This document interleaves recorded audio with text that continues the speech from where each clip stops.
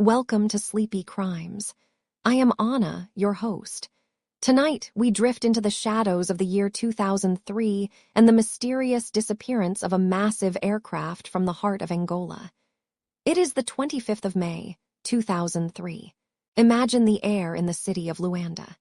It is thick, heavy with the lingering warmth of the departing sun and the sharp, salt tang of the nearby Atlantic Ocean. The Quatro de Fevereiro Airport is a place of constant transition, a sprawling hub of sun-baked concrete and weathered metal, where the wide world meets the deep red soil of Africa. But on this particular evening, as the sky begins to bruise into shades of deep violet and burnt orange, an unusual silence settles over the tarmac. It is a heavy, expectant silence that seems to press against the ears, a quietude that is about to be shattered by an event so improbable and so daring that it remains one of the great, unsolved enigmas of the modern age. We are standing on the edge of the apron, watching the shadows grow long across the runway, where a ghost is waiting to wake up. Sitting alone on the edge of the airport grounds is a Boeing 727-200. Its registration, November 844 Alpha Alpha, is painted in small, unassuming letters against its vast, unpainted silver skin. This plane is a titan of a bygone era, a silver needle designed to stitch the sky together. For more than 25 years, it wore the proud, shimmering livery of American Airlines, ferrying thousands upon thousands of souls across the vastness of continents. But now it is a hollowed-out version of its former self. It has been stripped of its comfort. The passenger seats, once filled with the chatter of travelers, have been torn away to make room for 10 massive tanks designed to carry thousands of gallons of diesel fuel to remote diamond mines in the African interior.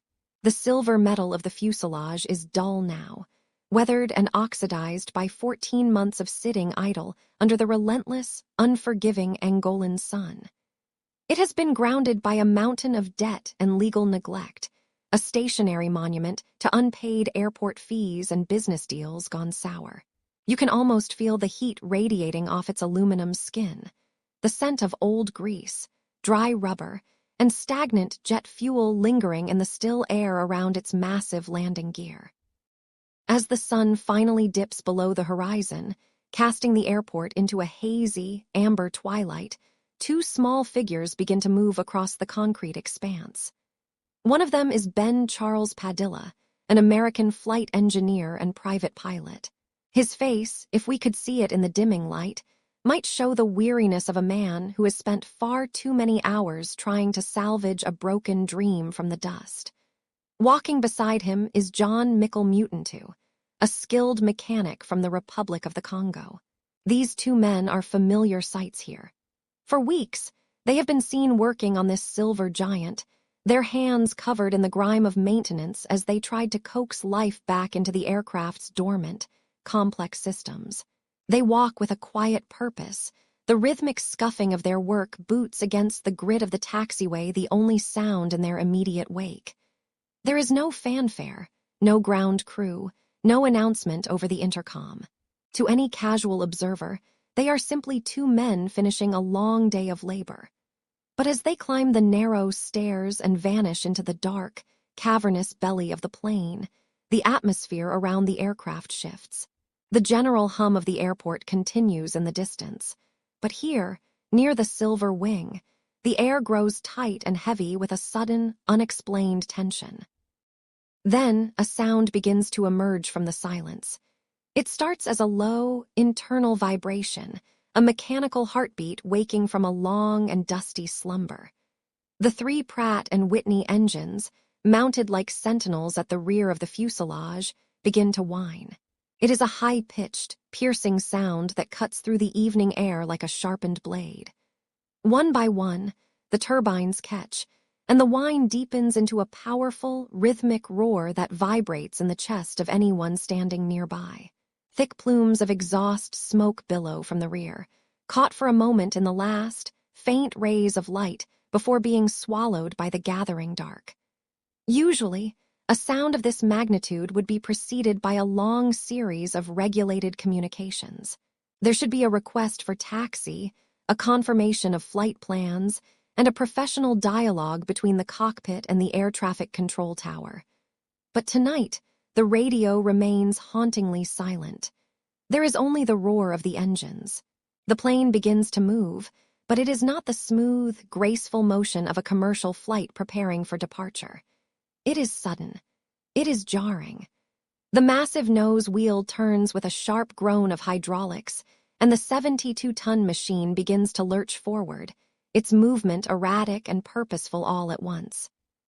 High up in the control tower, the air traffic controllers look out through their wide glass partitions, squinting into the deepening gloom of the airfield.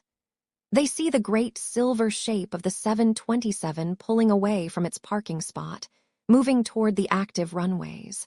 They reach for their microphones, their voices crackling over the airwaves as they call out to the cockpit of November 800 and 44 Alpha Alpha, asking for their intentions and their clearance. There is no reply. The plane does not turn on its navigation lights. The small red and green glows that should define its wingspan in the darkness remain dark. The bright strobe lights, meant to pulse like a beacon against the obsidian sky, stay off. Most chilling of all, the transponder, the electronic heartbeat that tells the world exactly where a plane is and how high it is flying, has been deliberately silenced. The aircraft is a shadow now, a lightless phantom taxiing across the dark tarmac. It ignores the yellow taxiway lines, veering and then correcting sharply, as if the person at the controls is wrestling with a massive, metallic beast they barely understand. It reaches the very end of the runway, where the pavement meets the endless, black void of the Atlantic Ocean. Without a single word of clearance and without a single light to guide its path, the engines surge to full, terrifying power. The roar is deafening now, a wall of sound that makes the terminal windows rattle and vibrates the very ground beneath the airport. The Boeing 727 begins to accelerate, its unpainted skin catching the distant terminal lights as it streaks down the runway like a silver ghost cutting through the night. Then, with a slow and heavy tilt of its wings, it lifts. It leaves the earth behind, its landing gear retracting into the darkness of its belly with a metallic thud. The controllers watch in stunned silence as the faint, dark outline of the tail vanishes into the low-hanging clouds. The plane heads southwest, climbing steadily out over the vast and uncaring expanse of the South Atlantic. There is no radar trail to follow. There is no radio distress call to hear.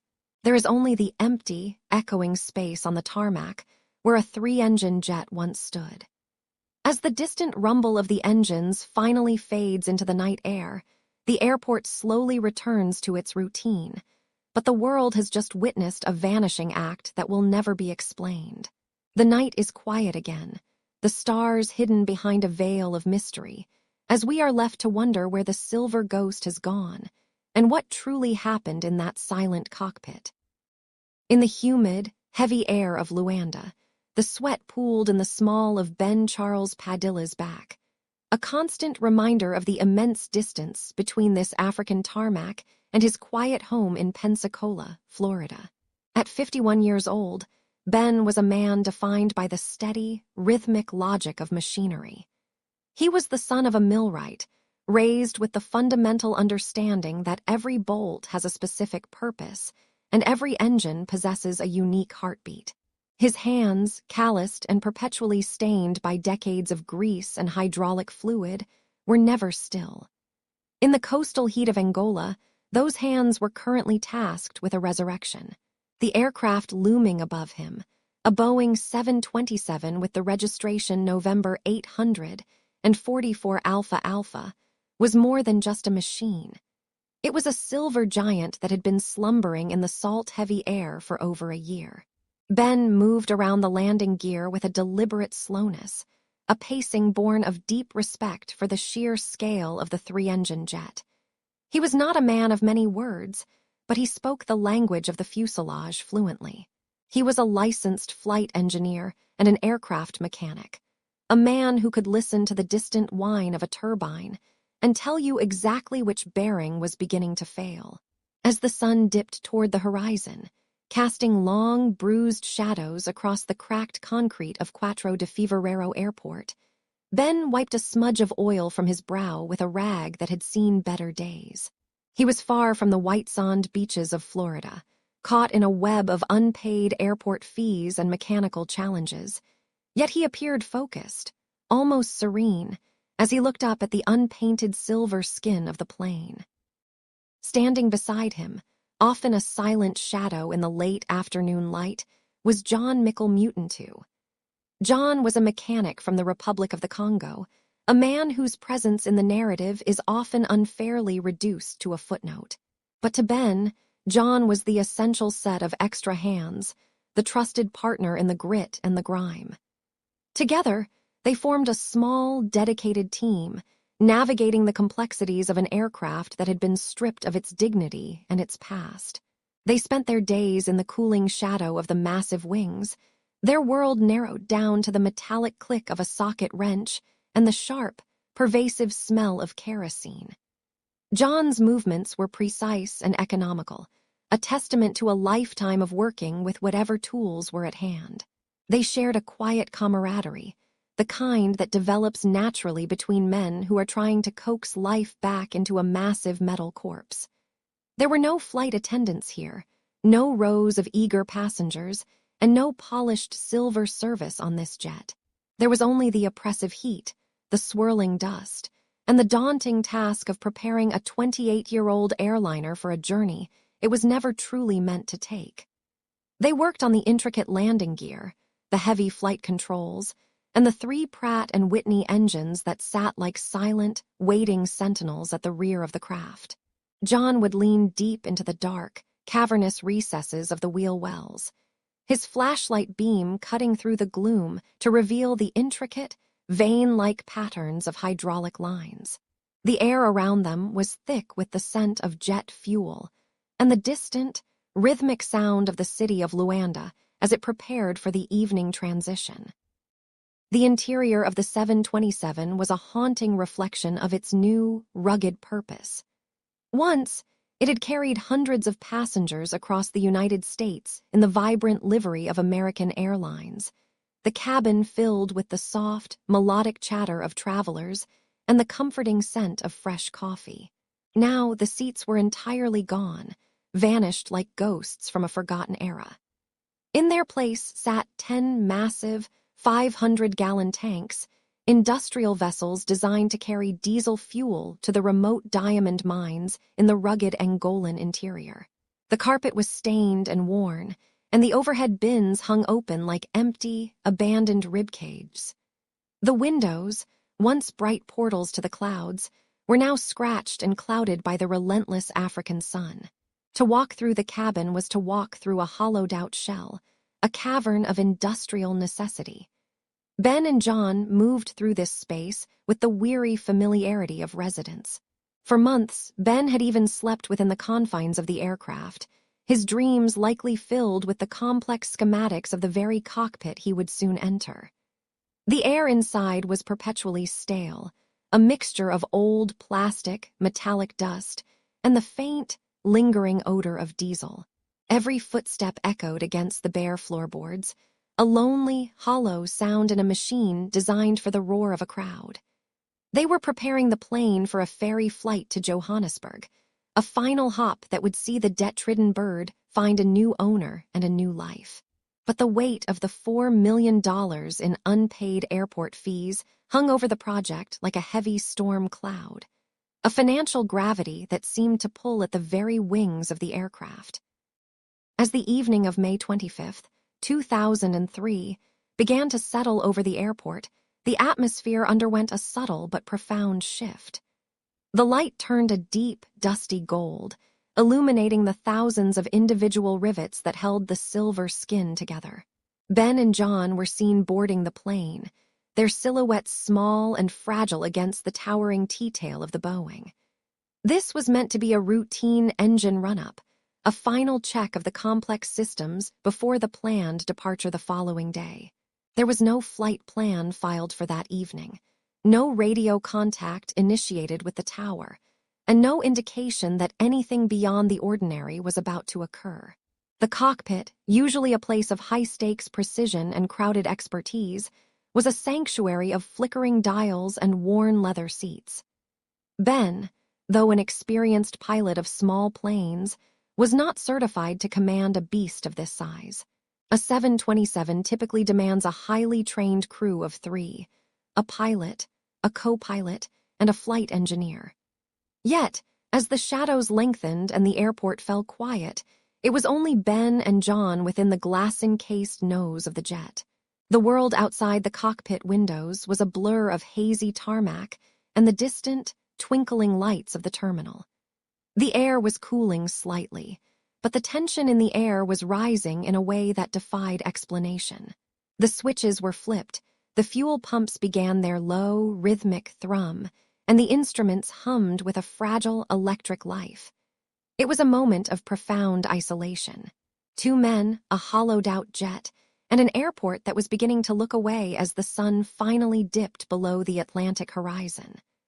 The transition from a mundane maintenance check to a global mystery was beginning, a slow-motion departure that would leave the world searching for answers that might never come.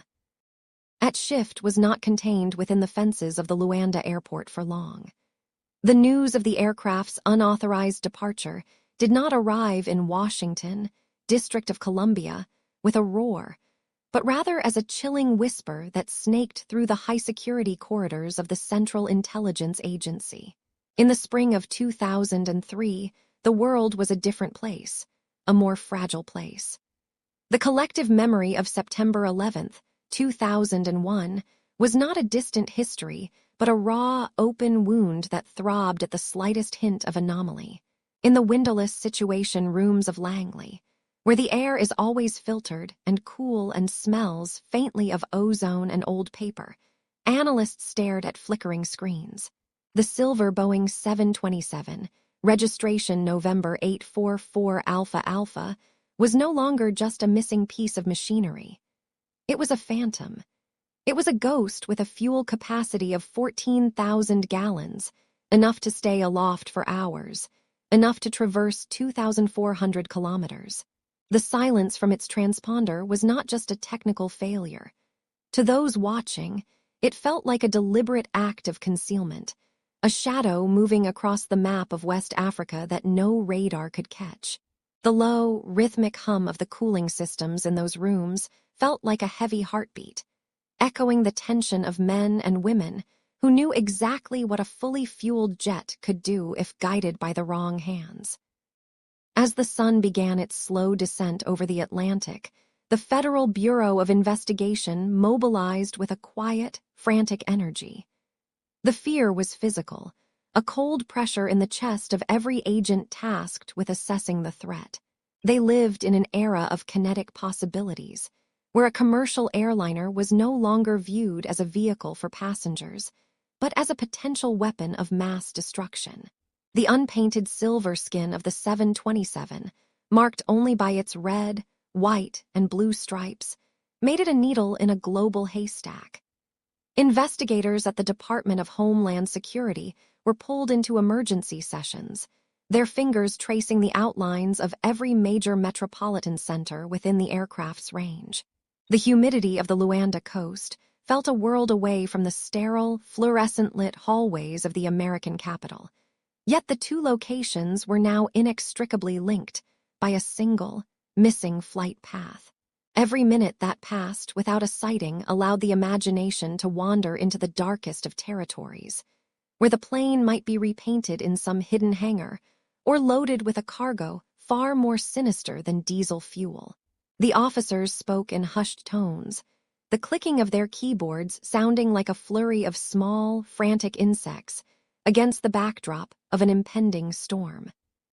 In the high-altitude silence of orbital space, satellites were repositioned, their digital eyes straining to peer through the thick canopy of the Congo Basin and the shifting sands of the Sahara.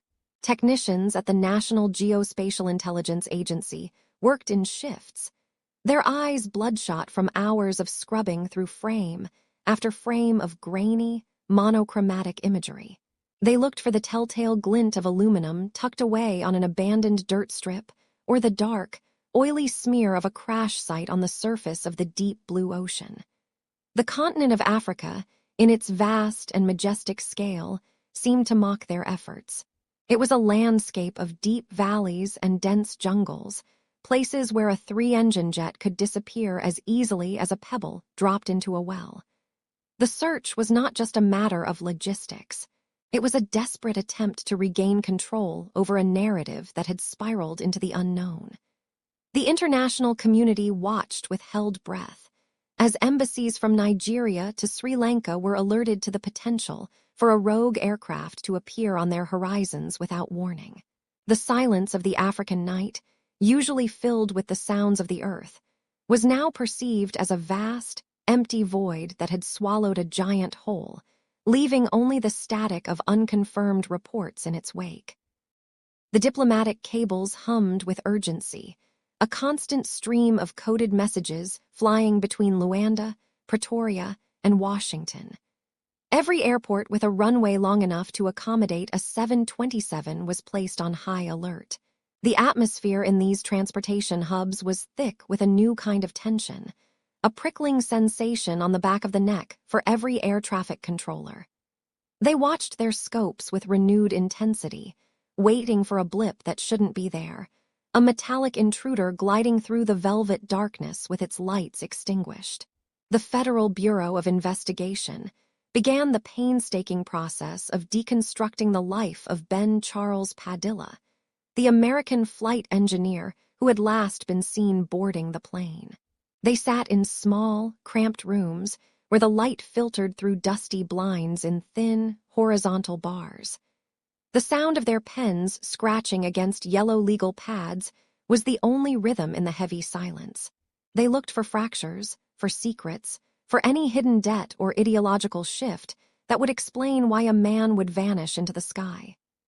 The air in these interview rooms felt heavy and stagnant, a physical manifestation of the mystery that refused to yield any answers, smelling of cold coffee and the metallic tang of an old radiator. Weeks turned into a month, and the global alarm did not fade. It merely settled into a low, vibrating hum of constant vigilance. The Central Intelligence Agency and the Federal Bureau of Investigation had cast a net across half the world, yet it came back empty every time. The fear that the aircraft could be used as a flying weapon remained at the forefront of every briefing, a dark cloud that wouldn't dissipate despite the lack of evidence. They considered the possibility that the plane had been shot down by the Angolan Air Force in a moment of panicked defense, or that it had simply succumbed to the weight of its own mechanical failures and sunk into the crushing depths of the Atlantic. But without debris, without a signal, and without a witness, the 727 remained a haunting symbol of the post-September 11th era. It was a reminder that despite all our technology, all our satellites, and all our constant watching, the world is still large enough for a giant to hide. The investigators felt a profound sense of vulnerability, a realization that the safety of the skies was an illusion that could be shattered by two men and a stolen jet. The silence was the only certainty, a long, drawn-out note that vibrated through the halls of power, leaving behind a lingering dread that refused to be forgotten as the search continued into the unknown. The initial panic of the disappearance soon gave way to a cold, methodical desperation that stretched across the vast, topographical tapestry of the African continent.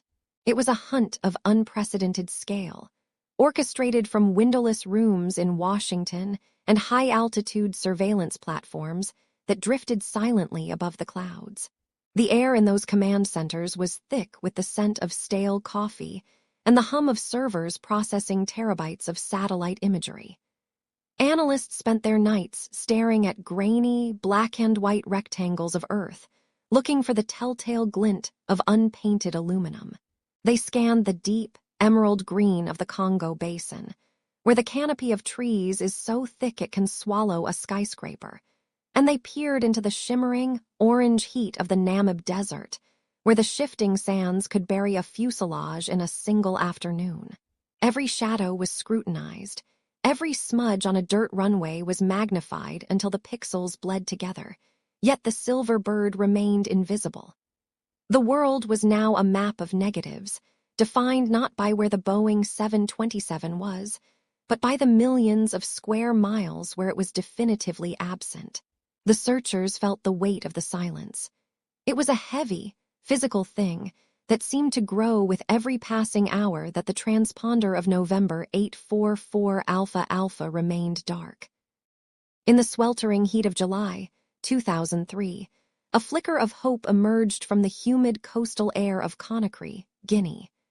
A Canadian pilot named Bob Struthers was walking across the tarmac when he froze, his eyes narrowing against the glare of the sun. There, sitting among a cluster of aging freighters, was a Boeing 727 that looked hauntingly familiar. It was unpainted, its metallic skin reflecting the harsh light like a mirror, but what caught his breath was the tail. Beneath a fresh, thin layer of white paint, he could just make out the alphanumeric ghost of a registration. November 844 Alpha Alpha. The air around the aircraft smelled of salt spray and aviation fuel, and the sound of distant market cries drifted over the airport perimeter. Struthers reported the sighting immediately, his voice crackling with the conviction that he had found the world's most wanted ghost. Investigators rushed to the scene, their pulses quickening as they imagined the end of the mystery. They found themselves navigating a labyrinth of murky paperwork and local bureaucracy, where the tail numbers of planes were changed as easily as a coat of paint. But when the dust settled and the inspectors finally reached the aircraft, the lead dissolved into nothingness. The plane in Conakry was a different ghost entirely, a legitimate freighter with its own complicated history, and the silver bird from Luanda was once again nowhere to be found, leaving the investigators to stand in the red dust of the runway, feeling the crushing return of the unknown. The search then veered wildly toward the east, chasing a phantom signal that seemed to emanate from the turquoise heart of the Indian Ocean. Reports filtered through the intelligence channels of a mysterious radio transmission directed toward the Seychelles, a collection of islands where the granite peaks rise sharply from the deep blue sea.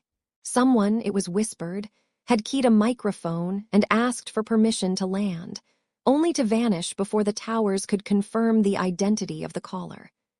The thought of the 727 crossing the vast expanse of the continent was terrifying. It would have meant the aircraft had been flying for hours, skimming low over the savannah to avoid radar, or perhaps climbing into the freezing thin air of the upper atmosphere where no one was looking. Naval vessels adjusted their courses, their sonar arrays pinging into the dark, silent depths of the Atlantic and the Indian Oceans, listening for the rhythmic pulse of a black box that might be resting on a bed of silt miles below the surface. They found the rusted ribs of century-old shipwrecks and the slow, ancient movements of whales, but the 53,000 liters of jet fuel that the plane had carried left no rainbow sheen on the water. The ocean was a vast, unblinking eye that revealed nothing, and the Seychelles lead became another discarded file in a folder overflowing with dead ends and broken promises. Back on the mainland, the focus shifted to the hidden arteries of the continent. The thousands of unmapped dirt strips and forgotten colonial airfields that lay hidden in the scrubland of Nigeria and the Central African Republic. Diplomats and regional security officers became explorers, traveling to remote outposts where the wind whistles through empty hangars, and the only residents are goats seeking shade under rusted wings. They looked for signs of a massive jet landing where no jet should ever be. They looked for the deep ruts of heavy tires in the mud and the smell of scorched earth, fearing that the plane had been transformed into a flying bomb, hidden away in a forest clearing while someone, somewhere, prepared it for a more sinister purpose. This was the shadow of September 11th hanging over the investigation. A persistent, low-level dread that turned every report of a low-flying aircraft into a potential catastrophe. In Nigeria, search teams combed through flight logs at every major and minor hub, questioning mechanics who spoke of midnight arrivals and men who paid in stacks of $100 bills. Every lead was a thread that, when pulled, simply unraveled. The investigators were chasing a shadow that moved faster than they did, a silver reflection that seemed to exist only in the peripheral vision of the world, always one step ahead, always dissolving back into the haze of the African afternoon. The frustration within the Central Intelligence Agency and the Federal Bureau of Investigation grew into a quiet, simmering resentment against the landscape itself. How could a machine that weighed 90,000 kilograms, with a wingspan of over 30 meters, simply cease to exist? They considered the possibility of an insurance scam, a complex shell game where the plane was dismantled for parts in a matter of days, its engines and avionics sold off into the black market, while the fuselage was melted down in some remote furnace. They followed the money trails of the owner, aerospace sales and leasing, looking for the telltale signs of a staged theft, but even those paths led to a wall of silence. The investigators felt as though they were staring into a mirror that only showed them their own confusion. The massive search effort, which had once felt like a powerful net being cast across the globe, began to feel more like a sieve. The holes were too big, and the truth was too small, too slippery. As the weeks turned into months, the frantic energy of the hunt began to wane, replaced by a haunting realization. The world is much larger than we like to admit, and the shadows are much deeper.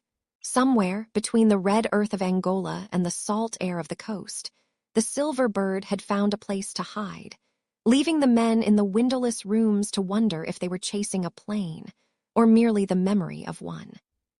The tarmac at Quatro de Fevereiro was a place where time seemed to thicken like the humid African air. For 14 months, the silver Boeing 727 sat like a forgotten relic of another era. The metal skin, once gleaming in the livery of American Airlines, had become dull and tarnished by the relentless salt spray of the Atlantic Ocean and the baking heat of the Angolan sun. If you walked close enough, you could smell the pungent, oily scent of diesel fuel leaking from the 10 massive rubber bladders that had been crudely installed inside the cabin. This was no longer a vessel for people. It was a flying fuel tanker, a hollowed-out beast designed to carry 53,000 liters of combustible liquid into the heart of the diamond mines. The passenger seats were gone, replaced by a maze of pipes and pressure valves that hummed with a low, ghostly vibration in the wind. The silence around the aircraft was heavy, broken only by the occasional distant whine of a commercial jet or the rhythmic chirping of insects in the tall, dry grass that edged the runway. It was in this state of physical decay and mechanical Frankensteinism that the theories began to take root, each one a jagged fragment of a story that refused to be told in full.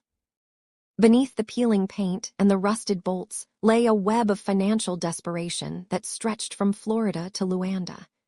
The aircraft was owned by a man named Maury Joseph, the president of aerospace sales and leasing, but the paper trail was a labyrinth. It had been leased to a South African entrepreneur named Keith Irwin, who had dreamed of a lucrative cargo operation, but had instead watched the venture crumble. For over a year, the plane had done nothing but accumulate debt. $4 million in parking fees and navigation charges hung over the wings like lead weights. In the shadows of the airport hangars, where the corrugated metal roofs groaned under the heat, whispering voices spoke of a business dispute that had turned toxic. It was a classic stalemate where the aircraft was worth less as a functioning machine than it was as a vanished ghost. Investigators wondered if the theft was not a crime of opportunity, but a calculated act of repossession, a way to snatch $1 million asset back from the clutches of a failing deal. The atmosphere was one of quiet desperation, where the clinking of a whiskey glass in a dimly lit Luanda bar carried more weight than a formal contract.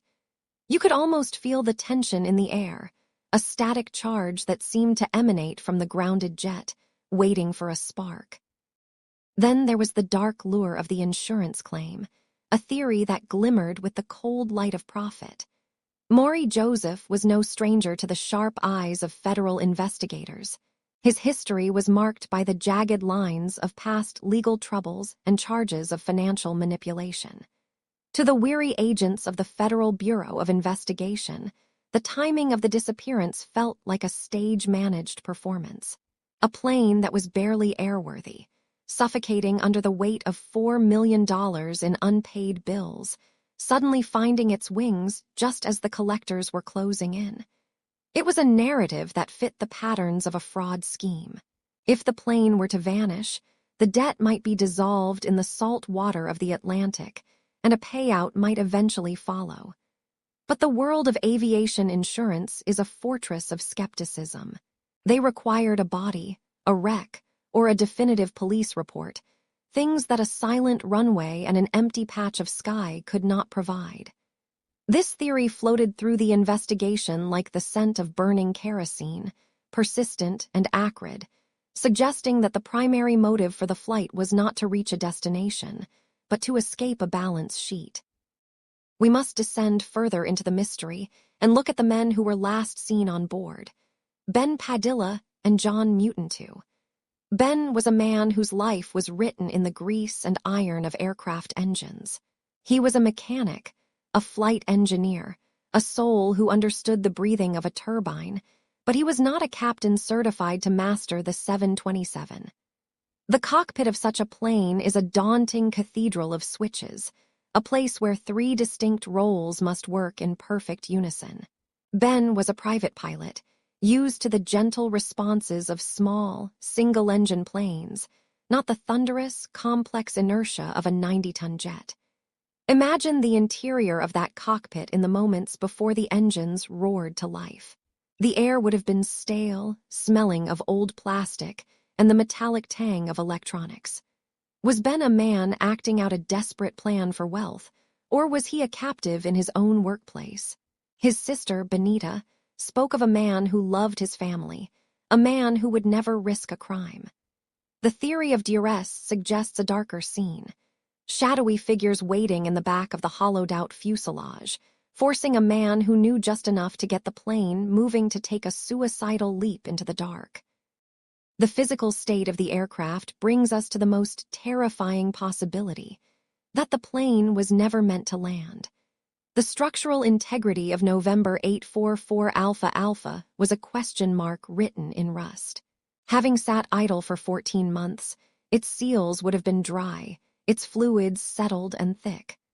When the engines finally ignited, they reportedly coughed out thick plumes of black smoke, a sign of a machine struggling against its own entropy.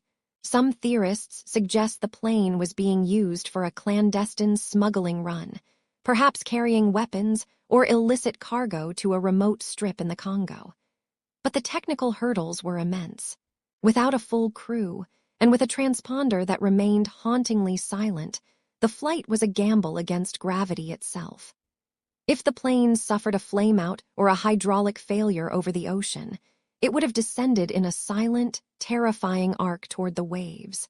In the vast, unmonitored reaches of the South Atlantic, a plane of that size can disappear into the deep without leaving so much as a ripple for the satellites to find. We are left with fragments, a business feud, a desperate mechanic, a debt-ridden owner, all swirling together in the wake of a jet that simply vanished into the haze of 2003. The air in the archives of the Federal Bureau of Investigation is often described as stagnant, a heavy mixture of old paper, cold ink, and the metallic tang of filing cabinets that have remained shut for decades. In the year 2005, a quiet finality settled over a specific folder. The investigation into the disappearance of the silver Boeing 727, registered as November 844 Alpha Alpha, was officially reaching its end. There were no grand press conferences, no dramatic reveals of evidence, and no closure for those who had spent 24 months scouring the globe. Instead, There was only the soft, rhythmic clicking of a keyboard as the final entries were logged, and the dull thud of a heavy drawer sliding into place.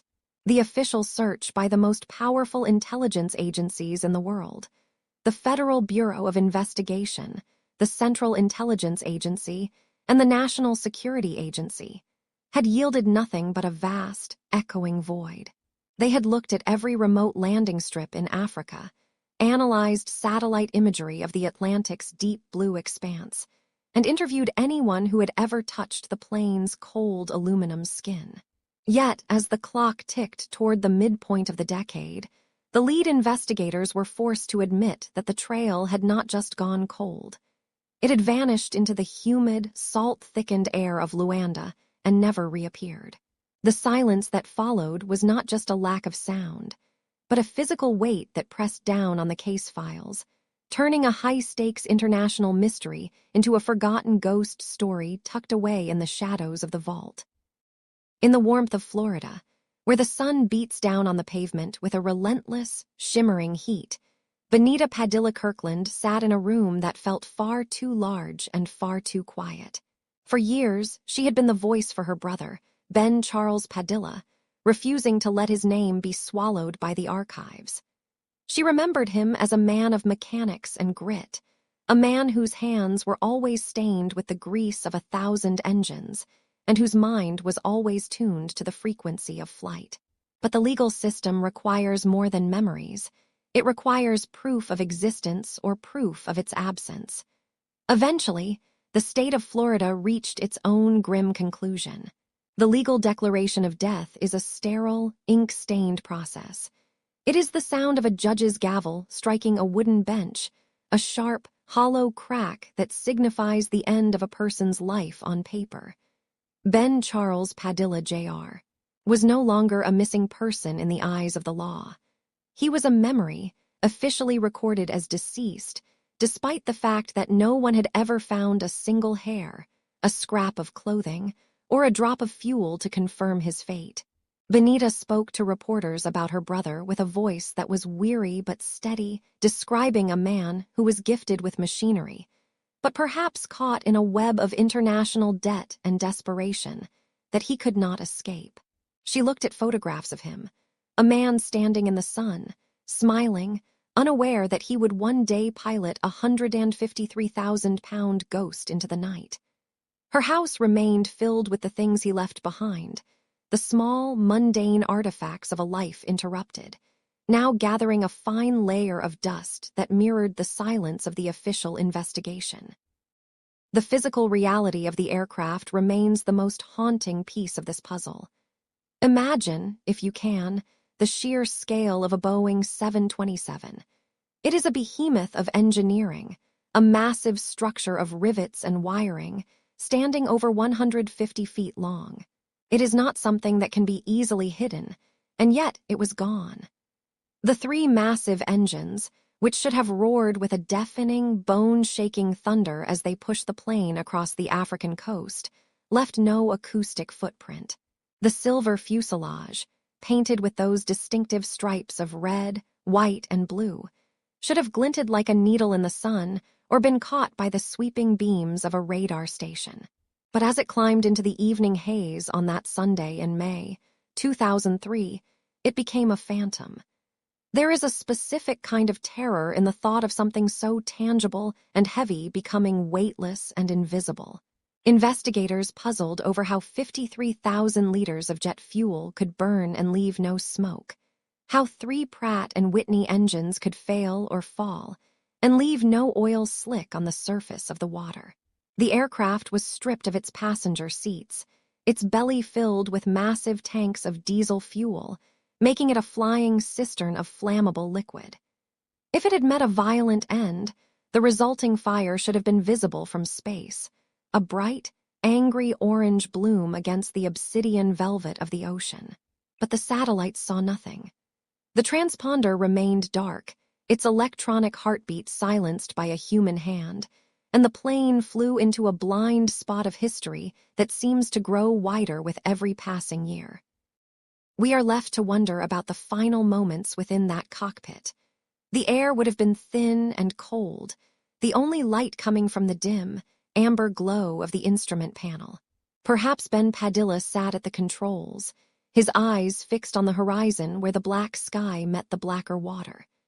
Maybe there was another person there, a shadow in the corner of the flight deck, or perhaps the plane was truly empty of everyone but two men who had no business being in the air.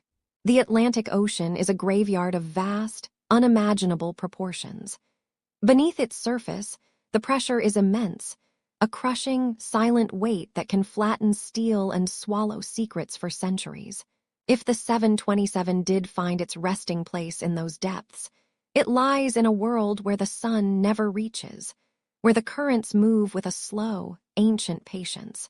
There, the silver paint would have long ago begun to peel, and the red and blue stripes would have faded to a uniform, ghostly gray. The fish would swim through the empty cargo hold where the fuel tanks once sat, and the silt would slowly drift down like a fine, underwater snow, covering the wings until they were indistinguishable from the seabed. This is the unsolved silence, the realization that we live in a world so large that a jet liner can simply stop being. It is a reminder of the fragility of our tracking, the limits of our eyes, and the enduring mystery of the human spirit. The questions still linger in the humid air of Luanda, carried by the wind that blows off the coast and whispers through the hangars of the Quatro de Fevereiro airport. As the night deepens, we must accept that some stories do not have an ending that satisfies the mind. They only have a stopping point where the facts run dry and the imagination takes over. The case of the missing Boeing 727 is a tapestry of loose threads, woven from greed, mystery, and the quiet tragedy of two men who vanished between the earth and the stars. The silver plane remains airborne in our thoughts, forever banking toward the southwest. Its engines hummed to a low, soothing vibration that lulls us into a state of reflection. We think of Benita, and we think of the investigators, and we think of the vast, open spaces of our planet where things can still be lost. The mystery does not need to be solved tonight. It is enough to acknowledge the wonder of it, the strangeness of a world where a 153,000-pound machine can find peace in the unknown. The shadows in your room are soft and familiar, a contrast to the deep, uncertain darkness of that flight in 2003. You are here in the present, surrounded by the safety of the known world. The case rests now. Let the details fade. You are safe. Close your eyes, breathe deeply, and have a good night. Sleep well.